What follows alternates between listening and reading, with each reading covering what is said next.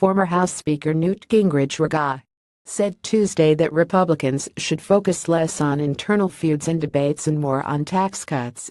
"This is what Republicans ought to do, talk less about each other, more about tax cuts," Gingrich said on CBS This Morning. "We'll be a much better party."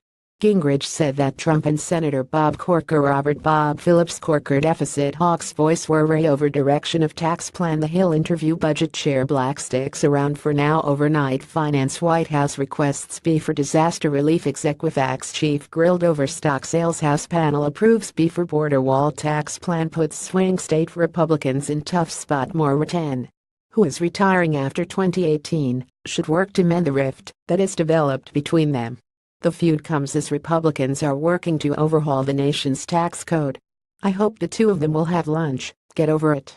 I'm not sure if Corker golfs. That technique won't work, but have lunch, get over it, and let's move on and help the country," Gingrich said.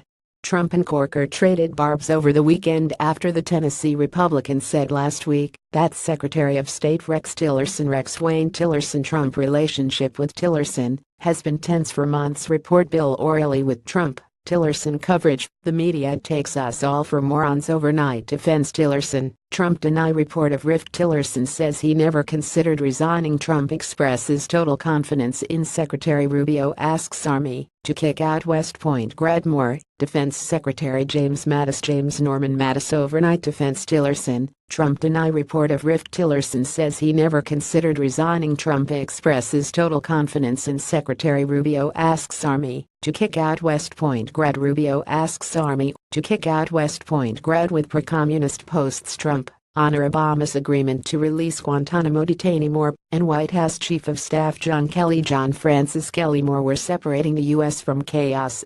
The president fired back in a series of tweets on Sunday, saying that Corker had decided not to run for re-election in 2018 because Trump had refused to endorse him.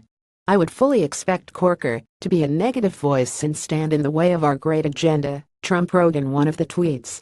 "Didn't have the guts to run." Corker responded by saying that the White House has become an adult daycare center under Trump, and later said in an interview with the New York Times that the president's rhetoric was putting the U.S. on a path to World War III. Multiple Trump allies have called on Corker to resign following those remarks.